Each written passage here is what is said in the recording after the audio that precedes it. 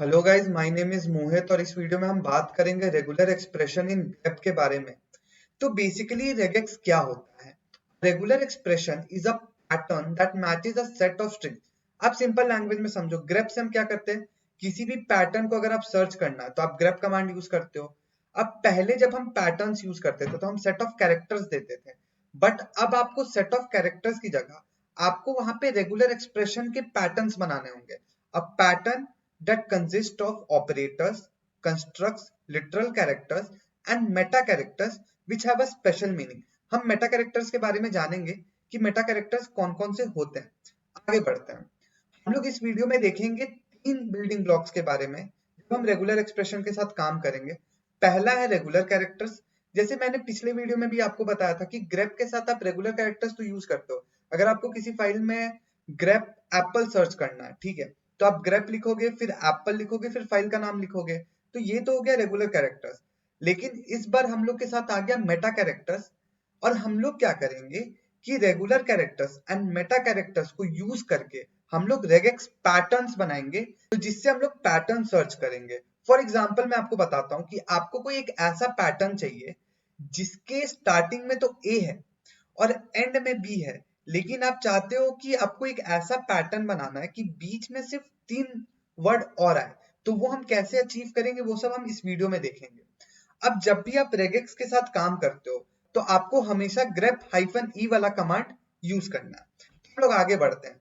सबसे पहला literal matches, यानी हम लोग जो रेगुलर कैरेक्टर्स के बारे में बात कर रहे थे कि you use grep to match literal patterns within a text file. Example, you if you want to search a word apple from a text file, I'll print all lines which has a word apple in it। तो हम लोग चलते हैं अपने सीधे terminal पे और फिर चेक करेंगे कि आखिर हम लोग लिटरल मैचेस कैसे कर सकते हैं। तो गाइज आ गए हम अपने टर्मिनल पे। तो सबसे पहले मैंने एक फाइल बना रखा जिसका नाम है grep.txt। तो सबसे पहले हम लोग इसके अंदर देख लेते हैं कि मैंने कुछ कंटेंट्स डाल के रखे। अब मेरे को इसमें कुछ एक वर्ड सर्च करना है, यानी एप्पल सर्च करना। अब मान लो यहाँ पे 10,000 लाइन्स रहते हैं, तो आपको कैसे पता चलता है कि एप्पल किस लाइन में प्रेजेंट है? तो उसके लिए हम लोग grep कमांड यूज करते हैं, grep। उसके बाद आपको क्या करना है, जब भी आप मेटा कैरेक्टर्स यूज करोगे तब आपको एक्सटेंडेड रेगुलर एक्सप्रेशन यूज करना है। बट आप रेगुलर कैरेक्टर्स के लिए बेसिक रेगुलर एक्सप्रेशन भी यूज कर सकते हो। तो मेरे को क्या सर्च करना है, एप्पल सर्च करना है। एप्पल सर्च करना किसमें सर्च करना है, grep डॉट टीएक्सटी वाले फाइल में सर्च करना। एंटर करा, यहाँ पे जो भी मेरे लाइंस में एप्पल प्रेजेंट था वो यहाँ पे आपका आ गया। मान लो मेरे को लिनक्स सर्च करना है, ठीक है, grep -i। -i का मतलब होता है इग्नोर केसेस। अगर आप लोगों ने मेरा grep वाला वीडियो नहीं देखा तो मैं आई बटन में उसका लिंक दे दूंगा, आप लोग देख सकते हो। उसके बाद मेरे को यहाँ पे क्या सर्च करना है, लिनक्स। किसमें सर्च करना है, grep डॉट टीएक्सटी में। एंटर करा, तो जिस जिस लाइंस में मेरे लिनक्स प्रेजेंट था वो लाइंस मेरा प्रिंट हो गया। अब यहाँ पे अपर केस और लोअर केस दोनों प्रिंट हुआ। वो क्यों प्रिंट हुआ, क्योंकि मैंने केसेस को इग्नोर कर दिया है। अगर आप लोग को इसके बारे में और जानना है तो आप मेरा grep वाला वीडियो देख सकते हो। अब हम लोग बढ़ते हैं आगे। तो गाइज अब बात करेंगे हम लोग एंकरिंग के बारे में। तो anchors are the meta characters that allow you to specify where in the line match must be found. कहने का मतलब इसमें हम लोग दो मेटा कैरेक्टर्स के बारे में बात करेंगे। एक हो गया आपका कैरेट सिंबल वाला मेटा कैरेक्टर एंड एक हो गया आपका dollar meta character. Basically caret meta character symbol matches the beginning of each line. कहने का मतलब हम लोग एग्जांपल के थ्रू समझते हैं कि आपने एक पैटर्न दिया जिसमें आपने कैरेट सिंबल के साथ लिनक्स डाला। जैसे मान लो ये एग्जांपल है, कैरेट सिंबल के साथ आपने लिनक्स डाला, तो ये वो लाइन सर्च करेगा आपके फाइल में जिस जो लाइन आपका लिनक्स से स्टार्ट हो रहा है। मतलब अगर लिनक्स के बाद कुछ भी लिखा हुआ है, अगर वो आपका बिगिनिंग वर्ड है लिनक्स, तो ये सारे लाइंस को मैच करके आपको आउटपुट पे दिखा देगा। डॉलर इसका अपोजिट करता है, the dollar symbol matches the end of the line. अगर आपने ऐसा सिंटेक्स दिया, अभी यहाँ पे कैरेट को हटा दो, लिनक्स के बाद आपने डॉलर लिखा, तो जितने भी लाइंस आपके लिनक्स से एंड हो रहे हैं तो वो सारे लाइंस आपको आउटपुट पे दिखा दिए जाएंगे। हम लोग सीधे चलते अपने टर्मिनल पे और चेक करते कि ये काम कैसे करता है। तो गाइज आ गए हम अपने टर्मिनल पे। सबसे पहले मैं इसको क्लियर कर देता हूँ। तो मेरे को जानना है कि मेरे को अपने grep.txt में ऐसे ऐसे लाइंस चाहिए जो लिनक्स से स्टार्ट है। तो मैंने आपको बोला था कि जब भी आपको मेटा कैरेक्टर्स का यूज करना तब आपको एक्सटेंडेड रेगुलर एक्सप्रेशन यूज करना। मतलब आपको यूज करना grep -e। मैंने अपने पीपीटी में नहीं लिखा, लेकिन यहाँ पे लिखना है, मैं वहां अपडेट कर दूंगा। तो इसके बाद आपको क्या पैटर्न देखना है, आपको देखना है कि आपका वो लाइंस आप प्रिंट करो जो लिनक्स के साथ स्टार्ट हो रहा है। किस फाइल में देखना है? grep.txt में देखना है। एंटर करा तो मेरे पास ये दो लाइंस हैं जो लिनक्स से स्टार्ट हो रहे हैं। अब मेरे को ये लाइंस चेक करने हैं जो लिनक्स वर्ड से एंड हो रहे हैं। तो वो चीज हम कैसे करेंगे? सेम सिंटेक्स, बस कैरेट की जगह आपको यहाँ पे एंड में आपको दे देना है $। तो यहाँ पे मैंने $साइन दे दिया, एंटर करा तो मेरे पास ये दो लाइंस हैं जो लिनक्स वर्ड से एंड हो रहे हैं। अब मेरे को ऐसे लाइंस चाहिए जो लिनक्स से स्टार्ट भी हो रहे हैं और जो लिनक्स से एंड भी हो रहे हैं। मेरे को चेक करना है कि क्या मेरे फाइल में ऐसा कोई लाइन है जो लिनक्स से स्टार्ट भी हो रहा है, जो लिनक्स से एंड भी हो रहा है। हम लोग चेक करेंगे तो हम यहाँ देख सकेंगे कि हमारे पास ऐसा कोई लाइन नहीं प्रेजेंट है जो लिनक्स वर्ड से स्टार्ट हो रहा है और जो लिनक्स वर्ड से एंड हो रहा है। तो आई होप कि आपको एंकर्स के बारे में अच्छे से समझ आ गया होगा। अब हम बात करते हैं अपने नेक्स्ट मेटा कैरेक्टर के बारे में।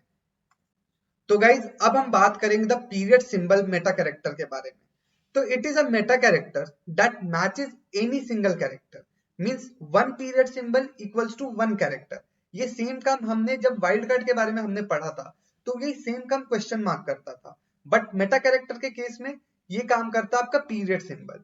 For example a single dot represents a single character. तो हम लोग यहाँ पे चेक करेंगे कि to match anything that begins with the word red and has 3 characters and ends with the string Linux, you would use the following pattern।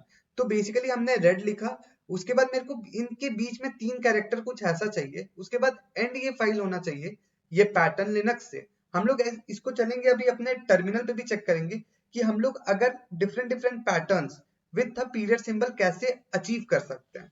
तो चलते हैं अपने टर्मिनल पे। तो गाइस सबसे पहले हमें एक पैटर्न सर्च करना है।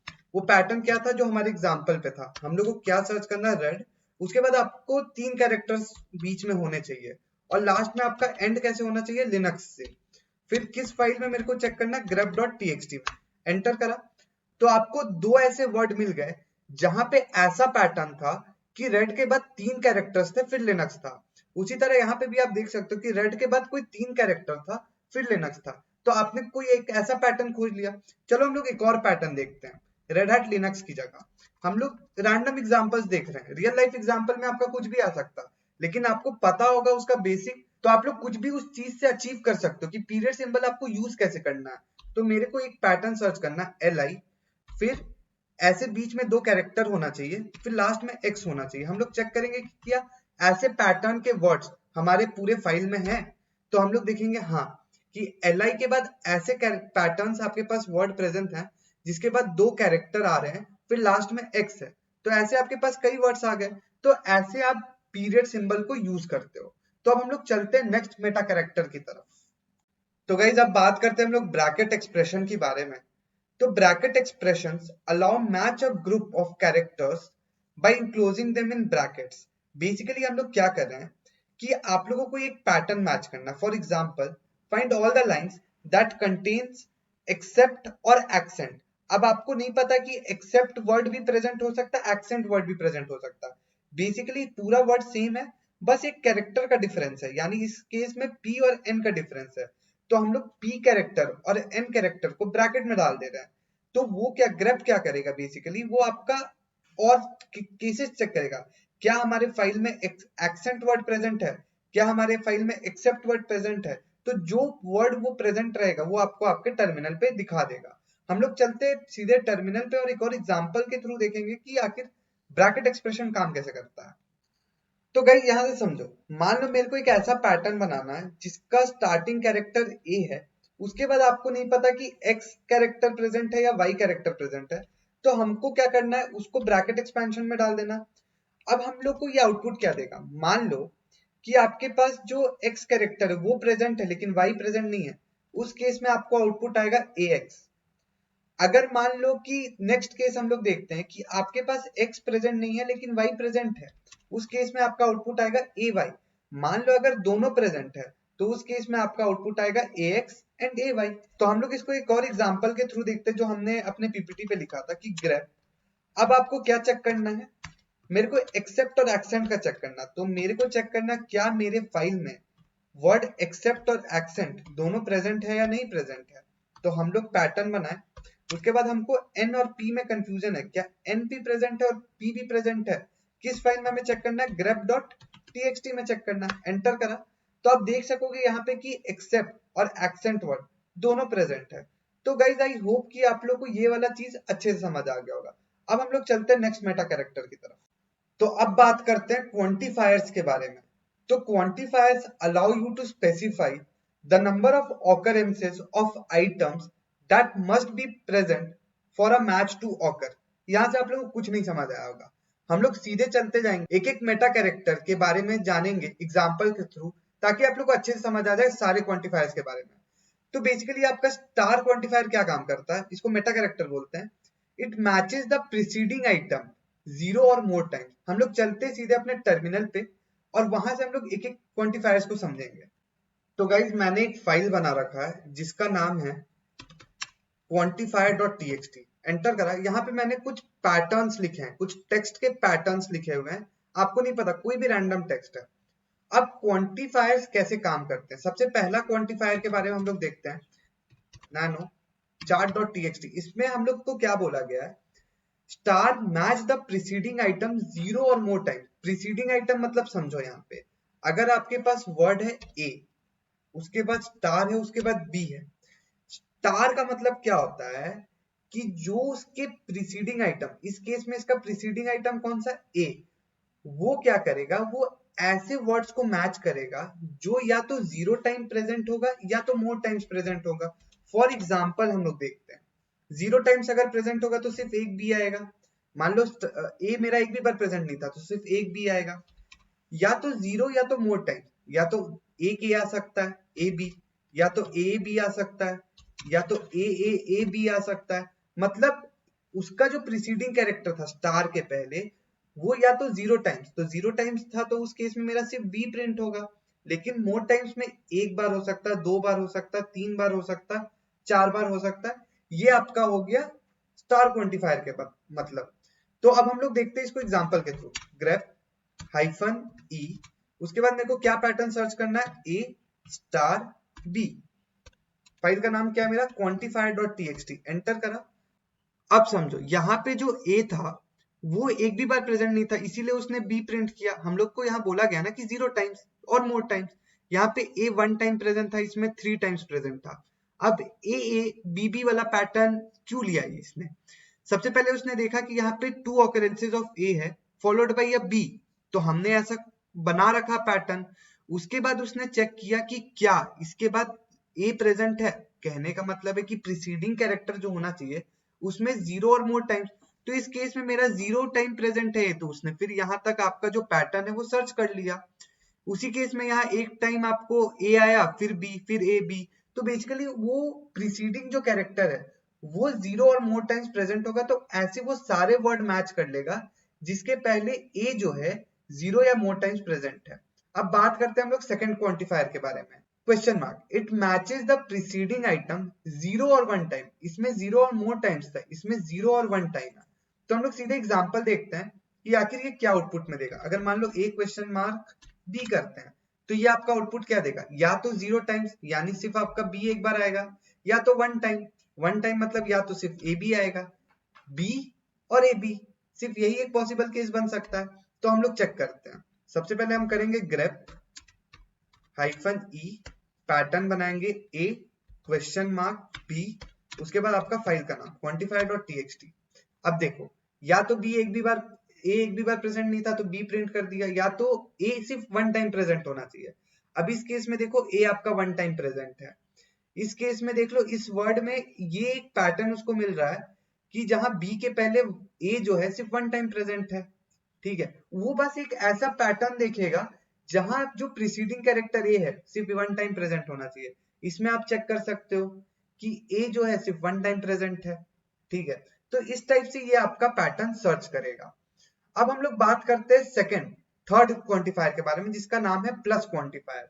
तो प्लस क्वांटिफायर क्या करता है, it matches the preceding item one और मोर टाइम्स। अब बेसिकली सब में हम लोग जीरो और मोर टाइम्स देख रहे थे, इसमें वन और मोर टाइम। तो ए प्लस बी बेसिकली क्या करेगा, आपका सर्च करेगा ए बी, क्योंकि इसमें जीरो टाइम्स आपका होगा ही नहीं।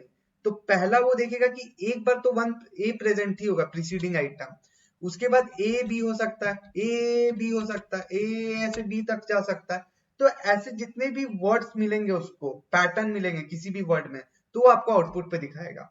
हम लोग सीधे चलते हैं, इसका एग्जांपल देखते हैं। ग्रेप -e पैटर्न बनाते a प्लस बी, उसके बाद हम लोग का फाइल का नाम quantify.txt। अब देखो ये, अब इसमें सिर्फ बी प्रिंट नहीं किया इसने। क्यों नहीं किया इसने बी प्रेजेंट? क्योंकि हम लोग को बोला गया कि प्लस क्वांटिफायर वन और मोर टाइम्स होता है, तो वन टाइम जहां जहां बी प्रेजेंट ए प्रेजेंट होगा वही प्रिंट हुआ ए बी। इसमें वन और मोर टाइम्स प्रेजेंट है, इसमें वन और मोर टाइम्स प्रेजेंट है, इसमें वन और मोर टाइम्स, तो वो सारे वर्ड में वो पैटर्न खोज ले जिसमें ए जो है वन और मोर टाइम्स प्रेजेंट है। तो ऐसे काम करता है हमारा प्लस क्वांटिफायर। अब हम लोग बात करते हैं कर्ली ब्रेसेस के अंदर n, match the preceding item exactly n times. अब इसका मतलब क्या हम लोग ऐसे समझते हैं, मान लो मैंने ए लिखा, ठीक है, उसके बाद मैंने कर्ली ब्रेसेस दिया, जैसे प्रीसीडिंग कैरेक्टर जो था वो आपका कितना, मान लो 10 ए रहता तो वो 10 ए को भी आपके आउटपुट पे दिखा देता। लेकिन मैं चाहता हूं कि मेरे को सिर्फ ऐसे वर्ड्स चाहिए जिसमें सिर्फ 2 ए प्रेजेंट हो, तो यहाँ पे हम लोग एग्जैक्ट मैच दे सकते हैं कि जो भी मेरा प्रीसीडिंग कैरेक्टर है कर्ली ब्रेसेस के पहले वो एग्जैक्टली 2 होना चाहिए। इस केस में क्या होगा, कहने का मतलब है कि मान लो मैं ए फिर 2 और फिर एक ऐसा पैटर्न बना दिया, इसका मतलब ये कि ए तो 2 बार प्रेजेंट होना ही चाहिए, ए बी, समझ रहे हो? तो ए जो है एग्जैक्टली 2 बार प्रेजेंट होना चाहिए। तो हम लोग चलो इसका एग्जांपल देखते हैं। ग्रेप -e उसके बाद पैटर्न बनाते हैं, ए एग्जैक्टली कितना बार प्रेजेंट होना चाहिए, 2 बार, उसके बाद बी कौन से फाइल में, quantifier.txt, एंटर करा। अब ये ऐसा ऐसा वर्ड में ऐसा पैटर्न खोजा जिसमें ए एग्जैक्टली 2 टाइम्स प्रेजेंट था। इस केस में देख लो ए बी, इस केस में देख लो ए बी, इस केस में देख लो ए बी। तो उसने ऐसे ऐसे पैटर्न्स खोज लिए। ये होता है कर्ली ब्रेसेस के अंदर एन वाला क्वांटिफायर के बारे में। अब बात करते हैं कर्ली ब्रेसेस के अंदर एन कॉमा, इसका मतलब क्या, match the preceding item at least N times. At least का मतलब क्या होता है, एटलीस्ट 2 है तो एटलीस्ट 2 मतलब क्या कि 2 तो मिनिमम आपके पास होना ही चाहिए। Maximum can be any number, maximum can be any number, ठीक है। तो हम लोग एग्जांपल देखेंगे। सबसे पहले मैं क्या करता हूँ, ग्रेप लिखता हूँ -e, उसके बाद मेरे को एक पैटर्न बनाना। अब ए जो मेरा प्रीसीडिंग आइटम है ये मिनिमम एटलीस्ट 2 टाइम्स तो प्रेजेंट रहना चाहिए, maximum can be any number. उसके बाद मेरा लास्ट में क्या रहना चाहिए, बी रहना चाहिए। मेरे को ऐसा पैटर्न चाहिए जिसमें मेरा बी के पहले जो ये क्वांटिफायर के पहले जो ए मेरा प्रीसीडिंग आइटम है it can be at least 2 times.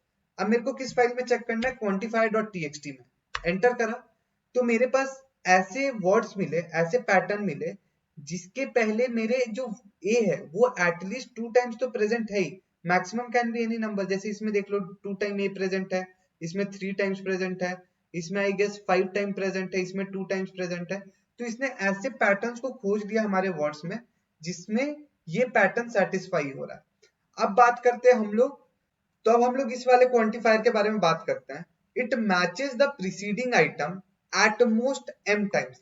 अब एट मोस्ट मतलब क्या है, तो मान लो कि आपको बोला गया एट मोस्ट 2, इसका मतलब क्या है कि आपके पास मैक्सिमम जो होना चाहिए वो 2 होना चाहिए, उससे कम हो तो हमें कोई दिक्कत नहीं है। यानी इस केस में अगर आपको बोला गया एट मोस्ट 2 है तो 2 ए प्रेजेंट हो तो हमें प्रॉब्लम नहीं है, ए के प्रेजेंट है तो भी प्रॉब्लम नहीं है, अगर ये प्रेजेंट ही नहीं है तो भी हमें प्रॉब्लम नहीं है। लेकिन 3 ए है तो हमें प्रॉब्लम है क्योंकि इसमें हमें बताया गया कि एटमोस्ट 2 मतलब मैक्सिमम जो आपका प्रीसीडिंग एलिमेंट रहना चाहिए वो 2 ही रहना चाहिए। तो हम लोग एग्जांपल देखते हैं। ग्रेप -e उसके बाद मेरे को एक पैटर्न बनाना है ए। अब इसमें मेरे को क्या बोलना है कि एटमोस्ट 2 टाइम्स, तो कॉमा, और मेरे को ए जो है सिर्फ मैक्सिमम 2 टाइम्स होना चाहिए, 2 से मैक्सिमम नहीं होना चाहिए। उसके बाद मेरे को बी, एंड में बी चाहिए, कौन से फाइल में, quantifier.txt, एंटर करा। तो इस केस में मेरा ए एक भी बार प्रेजेंट नहीं है, इस केस में मेरा ए एक बार प्रेजेंट है, इस केस में मेरा ए 2 बार प्रेजेंट है। आप यहाँ पे पैटर्न देख पाओगे कि जितने भी ए हैं वो 2 से ज्यादा नहीं है। इस केस में भी 2 है, इस केस में 1 है, इस केस में 2 है। मतलब कहने का मतलब है कि एटमोस्ट 2 टाइम्स मतलब maximum number of the preceding element will be 2। अब हम लोग बात करते हैं लास्ट क्वांटिफायर के बारे में। तो जो कहता है हमें match the preceding item from n to m times. कहने का मतलब ये है कि अगर आपको मैंने बोला कि आपका जो प्रीसीडिंग एलिमेंट है वो 2 से 3 टाइम्स के बीच में प्रेजेंट होना चाहिए, यानी 2 और 3, 2 से 3 के बीच में वो प्रेजेंट होना चाहिए उसका प्रीसीडिंग आइटम। तो हम लोग सीधे एग्जांपल देखते हैं, ग्रेप हाइफन ई, उसके बाद मैंने एक पैटर्न बनाया ए।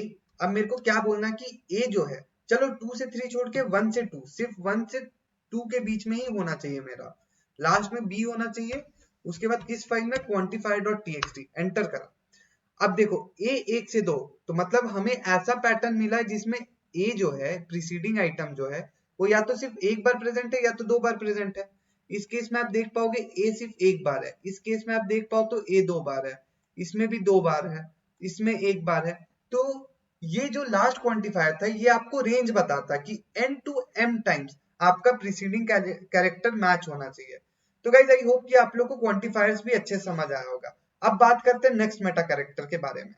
तो गाइस अब बात करते हैं ऑल्टरेशन के बारे में। The term alteration is a simple और, बेसिकली हम लोग क्या कह रहे हैं, I want to find either this part of the text और that part of the text. हम लोग सीधे एग्जांपल में आते हैं कि मान लो अगर मैंने ग्रेप हाइफन ई करा और रेड, उसके बाद पाइप ऑपरेटर हैट, उसके बाद पाइप ऑपरेटर लिनक्स और फिर फाइल का नाम।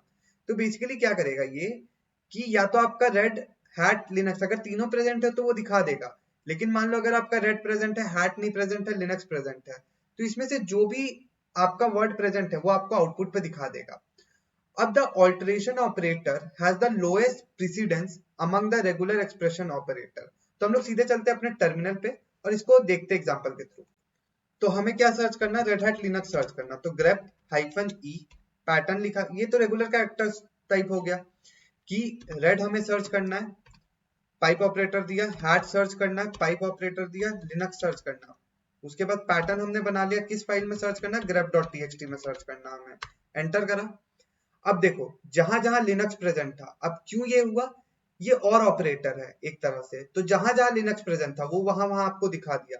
अब जहां जहां रेड और हैट दोनों प्रेजेंट है, रेड प्रेजेंट है, हैट प्रेजेंट है, लिनक्स प्रेजेंट है, वो यहाँ यहाँ आपको दिखा दिया। अब देखो डाट के बाद HAT यहाँ पे दिख रहा है, उसको HAT एक तरह का पैटर्न उसको मिल गया तो यहाँ पे आपको दिखा दिया। ऐसे काम करता है आपका ऑल्टरेशन। तो गाइज एक लास्ट चीज के बारे में बात कर लेते हैं कि grep support predefined classes of characters that are enclosed in brackets. जैसे हमने अपर केस को डिनोट करने के लिए कैसे लिखते थे, capital A hyphen Z capital Z, तो ऐसे हम लोग क्या डिनोट करते थे, अपर केस लेटर्स। तो वैसे इन सारी चीजों का एक प्री डिफाइंड क्लासेस बना हुआ। अगर आपको अपर केस लेटर्स दिखाने तो आपको अपर लिखना पड़ेगा इस सिंटेक्स में, उसके बाद लोअर के लिए ऐसे, डिजिट के लिए ऐसे, ब्लैंक के लिए ऐसे, अल्फाबेट्स के लिए ऐसे और अल्फा न्यूमेरिक कैरेक्टर्स के लिए ऐसे। हम लोग सिर्फ एक दो एग्जांपल इसका देख लेते हैं, बाकी आप लोग कोशिश करना कि खुद से एक एक चीज को अपने से एग्जांपल करके देखना अपने टर्मिनल पे। तो गाइज मैंने एक फाइल बना रखा है जिसका नाम है classes.txt। इसमें मैंने मल्टीपल लाइंस ऐड कर रखे हैं, जैसे डिजिट से स्टार्ट हो रहा है जिसमें लोअर केस अल्फाबेट्स हैं, अपर केस है। तो हम लोग इसमें एक एग्जांपल देखेंगे। मैं चाहता हूं कि आप लोग ऐसा लाइन खोजो जो डिजिट से स्टार्ट है। तो उसमें हम लोग क्या यूज करेंगे, कैरेट सिंबल यूज करेंगे, क्योंकि वही हमें बिगिनिंग ऑफ अ लाइन दिखाता है। अगर हमें मान लो कैरेट सिंबल, उसके बाद मैं चाहता हूँ कि डिजिट से स्टार्ट हो रहा है, तो मैं क्या करूंगा, डिजिट क्लास जो प्री डिफाइंड क्लास है उसको यूज करूंगा। मैंने पैटर्न बनाया, उसके बाद मेरे को किस फाइल में देखना, क्लासेस वाले फाइल में देखना है। अब जो जो आपका लाइन डिजिट से स्टार्ट था वो आपको दिख गया। अब एक और चीज देख लेते हैं, मैं चाहता हूं कि मेरे को ये देखना है कि कौन सा मेरा ऐसा लाइन है जिसमें सारे अपर केस वाले लेटर्स हैं, अपर, ठीक है। तो वो हम कैसे चेक करेंगे, अपर लिखेंगे यहाँ पे, एंटर करा, तो ये वाला लाइन है जो मेरा स्टार्ट हो रहा अपर केस लेटर से। मैं चाहता हूं मेरे को ऐसा लाइन देखना है जो लोअर केस से एंड हो रहा है। तो लोअर केस से एंड के लिए मेरे को क्या करना पड़ेगा, सबसे पहले लास्ट में डॉलर साइन लगाना पड़ेगा, उसके बाद मेरे को अंदर में लोअर लिखना पड़ेगा, LOWER, उसके बाद मेरे को ये कैरेट सिंबल हटाना, एंटर करा। मेरे पास 3 लाइंस ऐसे मुझे मिल गए हैं जो लोअर केस से एंड हो रहे हैं। तो ऐसे काम करता है आपका प्री डिफाइंड क्लासेस। तो जो बाकी क्लासेस है वो आप लोग खुद से प्रैक्टिस करना। अगर आप लोग को कोई भी डाउट होगा तो प्लीज आप लोग कमेंट सेक्शन में लिख देना, मैं आप लोग का डाउट जरूर सॉल्व करूंगा। तो गाइस आई होप कि आप लोग को पूरा रेगेक्स एंड मेटा कैरेक्टर्स अच्छे से समझ आया होगा। तो गाइस इस वीडियो के लिए इतना ही रखते हैं। Till then keep watching my videos and don't forget to hit the like and subscribe button.